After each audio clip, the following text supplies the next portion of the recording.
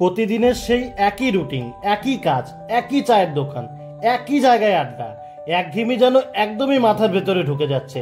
তাই ভাবলাম, না আর নয়, যাই একটু নতুন কোথাও ঘুরে আসি, একটু ফ্রেশ হাওয়া আর নতুন স্বাদ নিয়ে আসি। আর ভাগ্য ভালো, আমাদের রায়গঞ্জবাসীর জন্য এমন সুন্দর জায়গা একদম কাছেই আছে।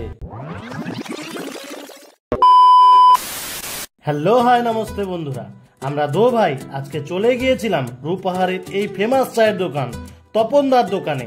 দাদার দোকানে চায়ের সাথে মোটামুটি অনেক কিছু পাওয়া যায়। বর্তমান যেটা নিজেরা পারি সেটা করি, যেমন হচ্ছে ব্রেড টোস্ট হয়, মানে ডিম টোস্ট, তারপরে ম্যাগি হয়, স্যুপ ফ্রাই দুটোই, ডিম ছাড়া ডিম দিয়ে, ব্রেড অমলেট হয়, পোচ হয়, ডিম হয়, সিদ্ধ ডিম, এগুলোই হয় নন ভেজের মধ্যে। ভেজের মধ্যে মালাই টোস্ট হয়, মালাই ব্রেড হয়, এদের সহজে।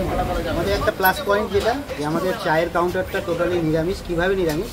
ভেজ, যে টোটাল গ্যাস পাত্র বা যারা চা বানায় এখানে বিক্রি করে, টোটাল আলাদা কাউন্টার। এবার নন ভেজ যেটা, সেটা টোটাল আলাদা। তো দাদার সাথে কিছুক্ষণ কথা বলার পর আমরাও বসে গেলাম চায়ের আড্ডায়।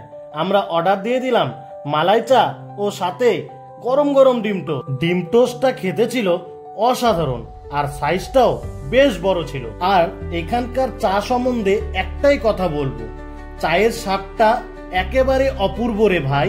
এক কাপ খেলেই ক্লান্তি সব উড়ে যায়। তো আমাদের দো ভাই কিন্তু সবসময় একদম জেনুইন রিভিউ যায়, যেটা খারাপ খারাপ, যেটা ভালো আর ভালো। তো আজকে দেবাশিস কেমন লাগলো চাটা বলতো? না ভাই, চাটার দাম নিচ্ছিল ঠিকই, কিন্তু চাটা আমার কাছে মানে সত্যি খুব ভালো লাগছিল। চা খেতে খেতে আড্ডা হাসাহাসি হয়ে গেল, মুড একেবারে ফ্রেশ। এরপরেই বাড়ি ফেরার পালা। এখানেই আমাদের ভিডিও শেষ।